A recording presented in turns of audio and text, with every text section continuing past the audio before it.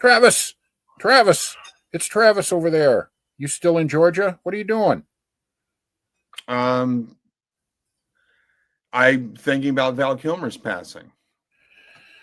I'm thinking Yeah. about tariffs, Val Kilmer passing. I watched Tombstone last week to commemorate, and I was watching when I was waiting for you to get on. I was watching scenes from Real Genius. Remember that movie? Yeah. Like in the 80s? Yeah. So, Yeah. yeah, he was a fantastic actor. Doc Holliday was, some roles just stay with you. Sure. I was thinking of George C. Scott in Patton. That's one of my all-time favorite performances. But Val Kilmer playing Doc Holliday was, and nobody could have played that better. It was just a perfect performance. Did you see how he trained for the part? No. He was at a conference and someone asked him, and so he has a dialogue coach who I think lives in Georgia. Uh-huh. But anyway, he said, I want, because Doc Holliday was Georgian. And so he said, I need to train because Doc Holliday is an aristocratic, he's a Southern aristocrat. So I want to develop an accent that that's great. Yeah. that maps that. And so but he didn't even say much because I'm playing basically a Georgian aristocrat. And so the coach was like, say no more. And so he sent him a tape of a guy he knew, and he just basically recorded this guy for hours and hours. Wow. And Val Kilmer was like, look, I can't even really imitate him without laughing. But he said he would just, he listened to this guy, just would listen to him and mimic him. And he goes, he spoke so slowly. Like Doc Holliday is speaking a whole lot faster than this guy. Because like you couldn't put that on screen. Like it would take us 30 minutes just to have him say one sentence. So Right. I just think it's wonderful that you would call me, like, so Doc Holliday, Doc, I got 2 guns, one for each, so he just developed his whole persona around that voice.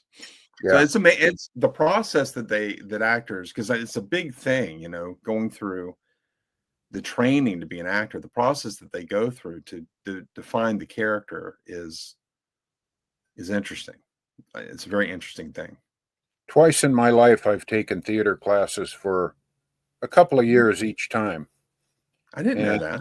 Yeah, I think it's the best thing it did for me was it made me fearless getting in front of people. Mm.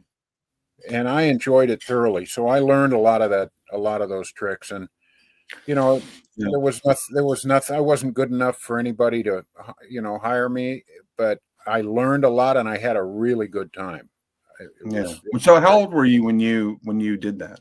So the first time was like 87. So I would have been 30. You were 87 years old when you did that? No, 1987, you dope. Oh. Yeah. Oh. Yeah. Are you living backwards? Are you? That's right. So I would have been 31, and then I did it again around 2000, 2001. So I would have been my mid-40s. And did you want to go into acting, or were you like, this is just a fun skill to develop? It's a little bit of both. If I had been a little better and gotten a couple parts, I might have gone with it. It was a lot of fun. I really enjoyed it. I'm a ham by nature anyway, and I like that. But the Lord had in that the training to get in front of people and pull your pants down if you have to and not worry about it. Just do whatever you got to do, and that's been a really good experience for me. Acting, I would love to act, but I would hate to live the life of an actor. Oh yeah, because you're either starving to death because you can't get a part, right, or you get catapulted. If you're talented enough, at least you get catapulted into uber fame, so you can't go anywhere. I would imagine now that's less true because in a way everybody's famous. Yeah, that's Famous isn't what it used to be. I mean, you know, if we have a string of videos that blows up, we'd be famous. You know, that's right. and everybody has a kind of platform where they can be. So if you're not you need to be doing these things, whatever these things is, whether it's acting or law or whatever, for the right reasons. You can't because you want to be famous because that's such a fleeting thing. Yeah, yeah. So Yep. So yeah, what was it? Marshall McLuhan said everyone would be famous for 15 minutes. I think he was the guy that talked about that. So there it is. So you and I are still talking about things I really like about the Catholic faith, and I don't have an urge to join the church, but what I am urged to do is adopt a lot of these things that I'm seeing that I really like, that touch me, which is a very Protestant way of looking at it, isn't it? But we're Protestants, so we get to look at it that way. But one of the things, Travis, that in the OCIA classes I've been taking, and they're gearing up for Easter, and like we all are, and there's a priest that was talking to us, and I realized, generally speaking, I feel like the Catholic Church just takes all of this, their faith, the church, with a little more solemnity and more seriousness than a lot of evangelical churches do. And I'll give you an example. One of the things the priest said was, when you come into church, when you walk into the sanctuary, don't be chit-chatting with other people. And when you leave, be silent until you get out. Then you can talk whatever you want. Don't just stand there and gossip and shoot the breeze with your friends. That's not what this is for. And that kind of put me off at first, and I thought about it. I don't really think it matters, but what I appreciated was that there's a seriousness about the faith that I see the opposite often in evangelical churches, ones that I was raised in, where it's the other way around. We really didn't take it seriously enough. And let me say one more thing, and then I want to hear what you think about this. But I remember, I think I read it. It's one of those things you get into your head and you don't remember where somebody told you or what. But I heard the best way to translate the phrase "fear God," because what does that mean? But the best way to translate that is take him seriously. And that really stuck with me. Like, yeah, it's not that we're supposed to tremble in our boots, like be afraid of him every morning, but he is like the most powerful entity in the universe and holds our eternal destiny in his hands, and to not take him seriously is kind of stupid. And that kind of resonates with me with the Catholic, what I saw, my experience. They just seem to take it more seriously, more solemnly. What do you think of that? I think that the intention behind what your priest is saying is true. And I do agree that there is a lack of solemnity in most evangelical forms of worship. Yeah. To which, I would rather do what the Catholics are doing and saying, okay, when you come to the sanctuary, you're silent.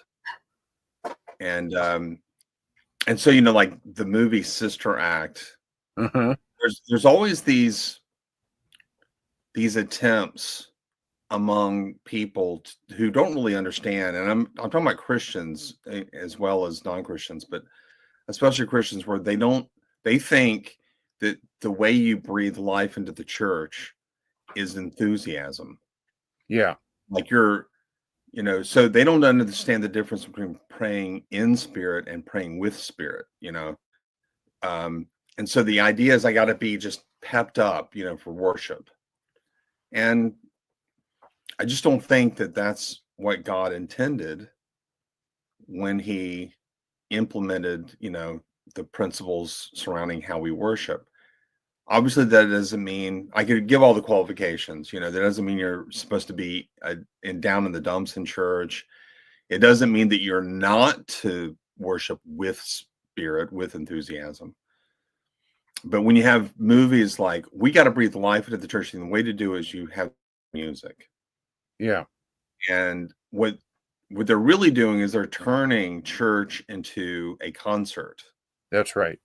And so most church worship services today, I can name several in my own hometown, they're basically concerts with the TED Talk. Yeah. Yeah. And that's interesting, Travis, because that's when I started attending the Anglican Church after a lifetime in, evangelical Protestant, Reformed. I saw it all, speaking in tongues, all of that stuff. Mm-hmm.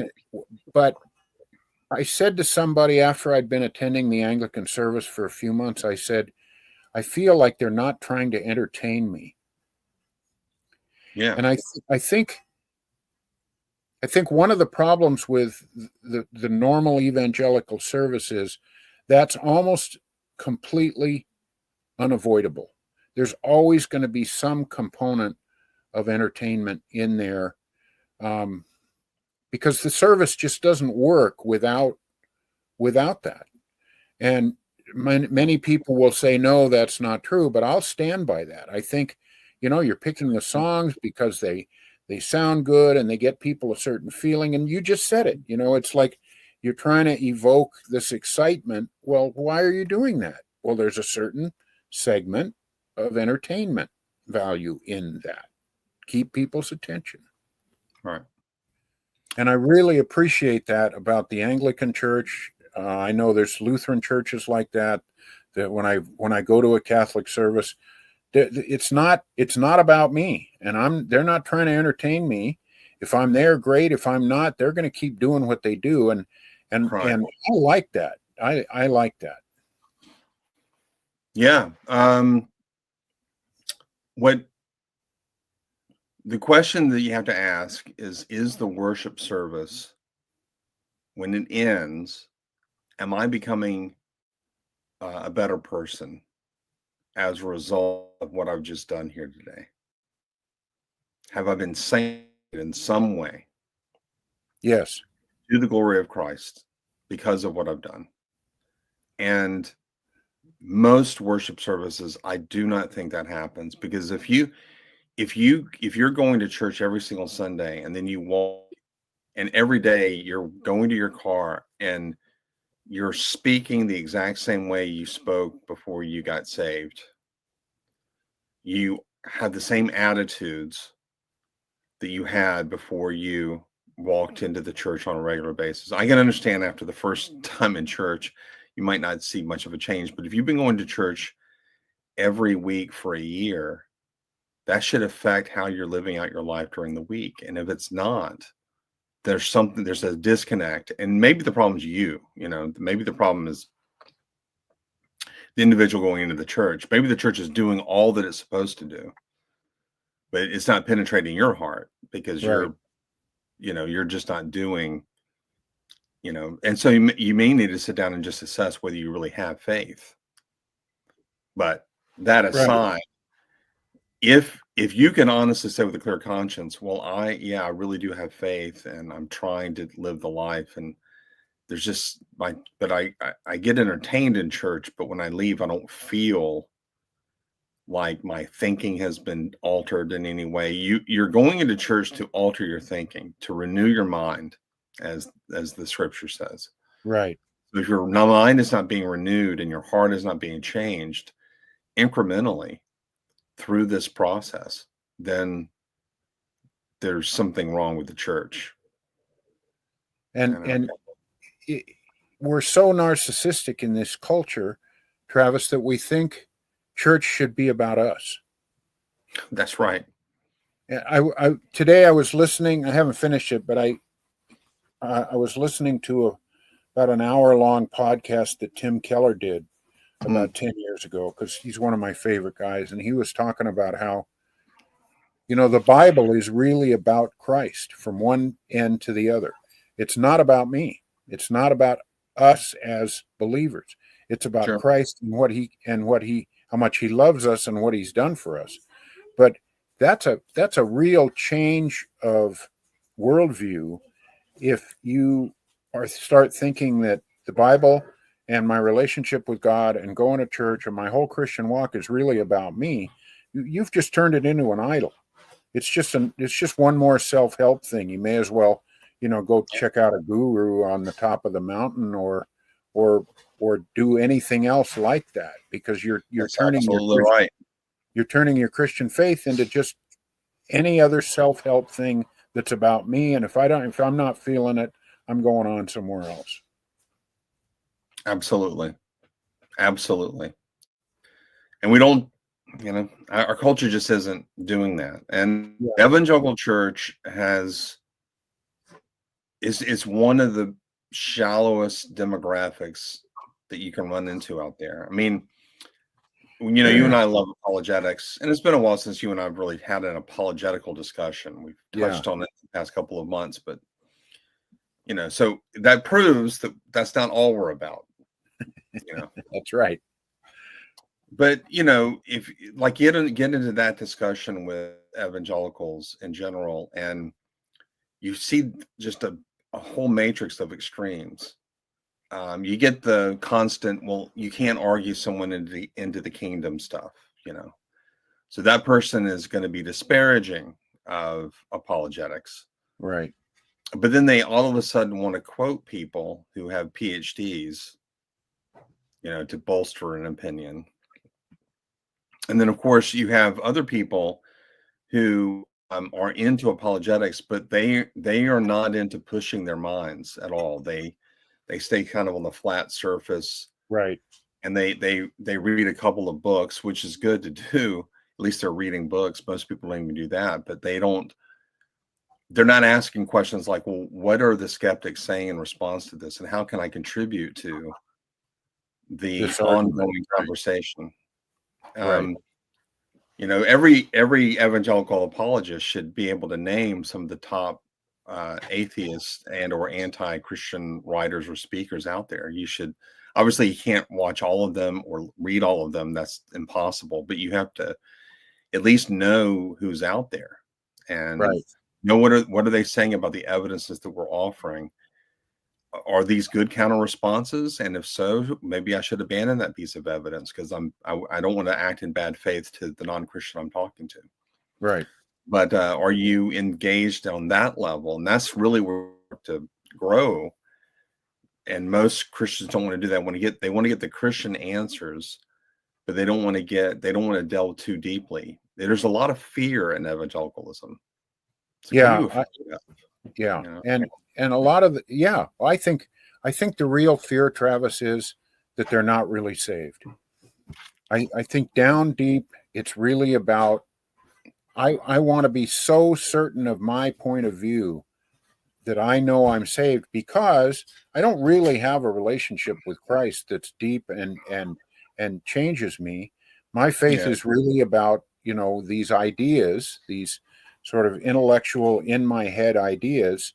And I'm going to hold on to them so strongly because, you know what, I don't really want to go into that deep stuff. I think that's really what it comes down to. I agree. And it's a sad thing. I mean, I think we talked about this last week, was it? We mentioned that the number of people leaving the faith is kind of plateaued. Yeah. And that's kind of what the research is currently showing. But we're talking about Catholicism and its distinctives. Well, what your priest is serious about his faith, and most of the people that are in the Catholic Church that are serious are former Protestant evangelicals. And so these are the ones looking for the deeper faith. They're not getting it in evangelicalism, and so they found it in Rome. Right. That your typical Catholic who grew up in the church isn't that person. That person is as shallow as the typical evangelical worshiper. They are showing up at mass, not really listening to anything, not really drinking in the symbolism of it all. They get to that Eucharist and they head out the side door, and they don't Yeah. listen to they don't wait for the benediction or the closing hymn or anything. They're just in it to get that. They've been told this is the body of Christ. You got to eat this because, we have to be sanctified.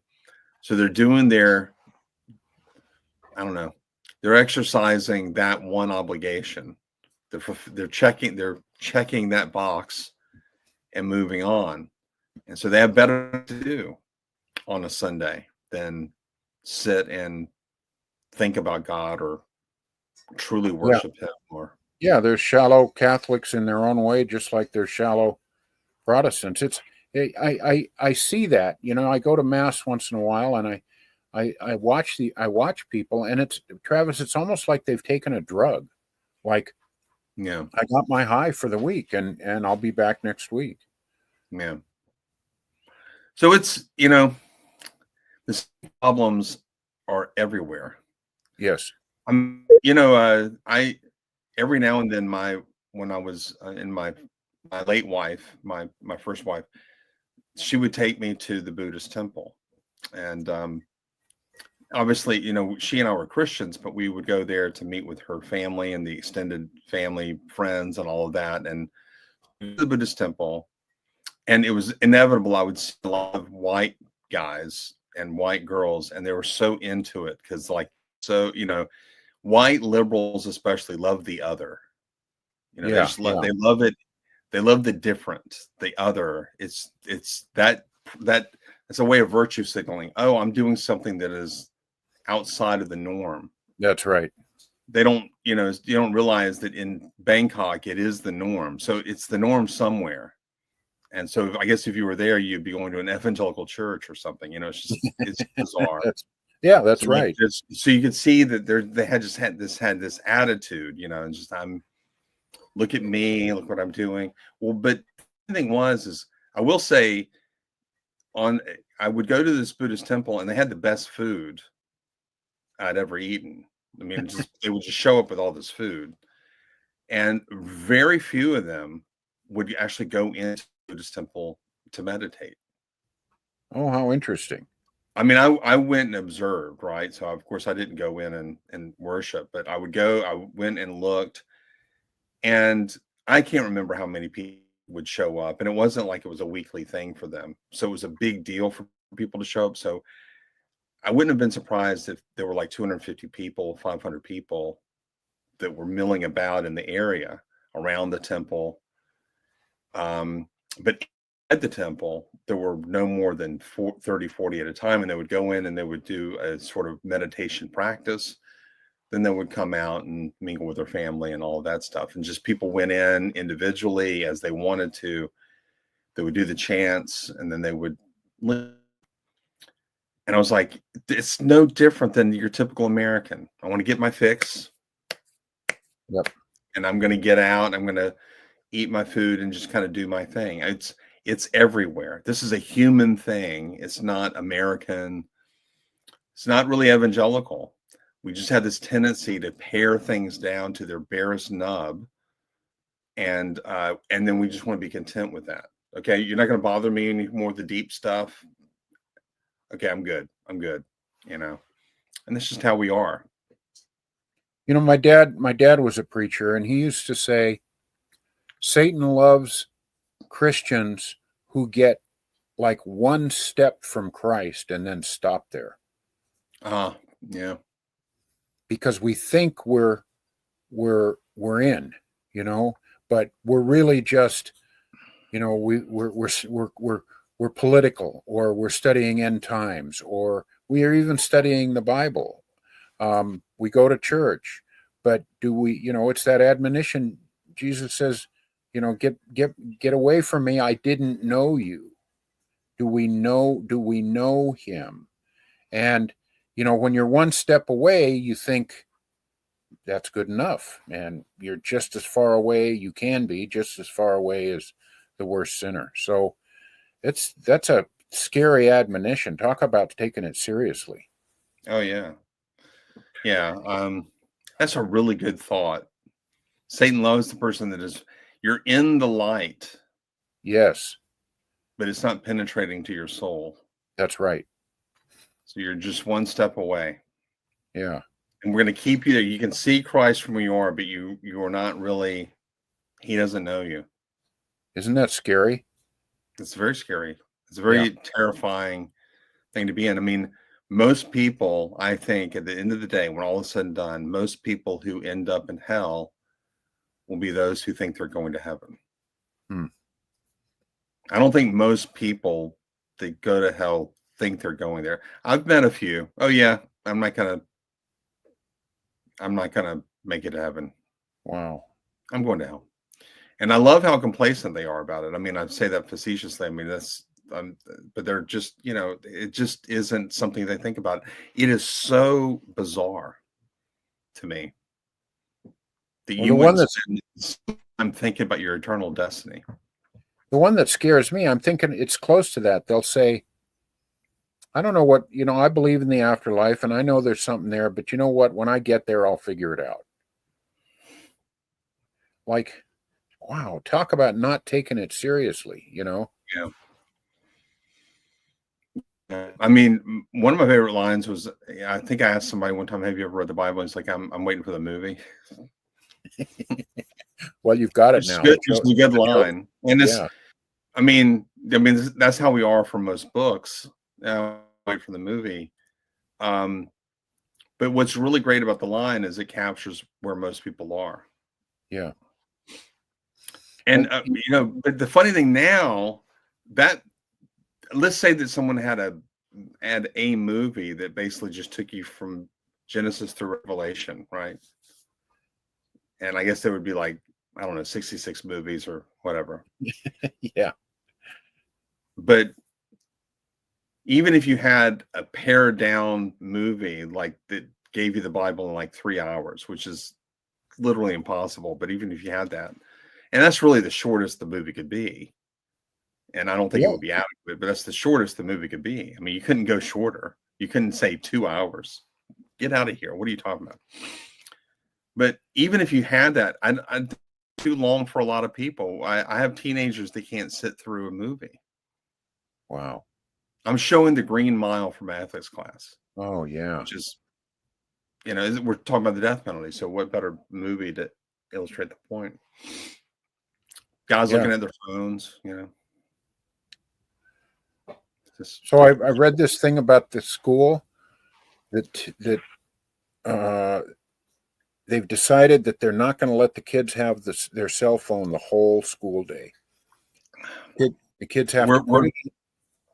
We're looking into that ourselves. Our middle schoolers, they're not allowed to have their phones, and they're actually doing quite well. Good. And I want to get rid of all computers. Really? I want to get rid of all of it and just go back to, you show up, you have this new invention called a pen. Yeah. And there's another new invention called paper. And we just write your notes. Yeah. That's right. What people say, you're not getting on and playing games, in the middle of a lecture, Yeah, I mean, if I was a teacher, they say, well, what a teacher's going to do, Well, I know what I would do if I was a teacher. All my tests and final would be, with a pen and a paper, and here's your question, and, do the best you can. No phones, no computers. You'll be happy to learn that I do that. I don't have any of my tests on computer.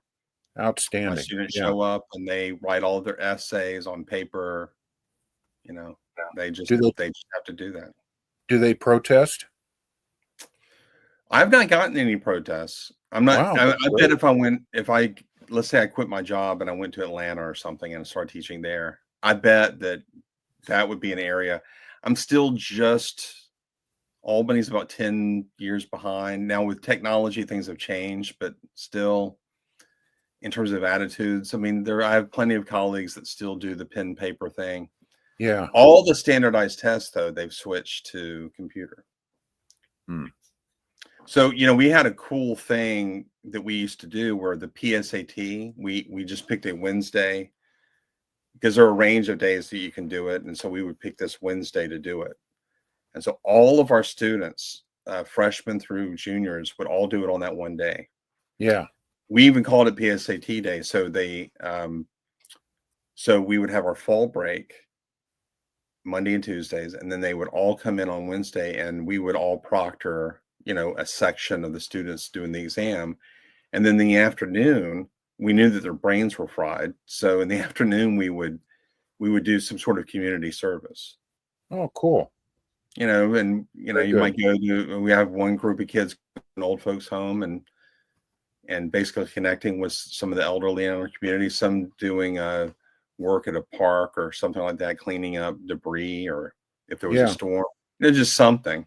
Or maybe even being on campus and you would do something like fix some of the chairs in our school and clean up the area. I mean, it was just a way for them to give back, which I thought was fantastic. It was just a good day. And then we kind of essentially started our term the next day. Well, we can't do that now because to have everybody, it would be impossible to have every person taking the PSAT at that moment, at the same moment. So you have to put it off. You have to stagger it. So you have different grades different times. I've gone on and on. So, but that's just where we are as a culture. We can't pay attention, and we can't pay attention to anything from a movie to worship. So I'll leave this on a depressing note, Travis. I'm afraid that the only thing that's going to wake us up for us to take our faith and just the world in general more seriously is some disaster. And I hope that that's not true. We have to pray that that's not true, but that's kind of human nature, isn't it? I mean, in the past, that's what it takes. Well, I think you're right. We can pick up where this left off next week. Love you, man. Yeah. Love you, Travis. Thanks for the show. All right, brother. See ya. Bye-bye.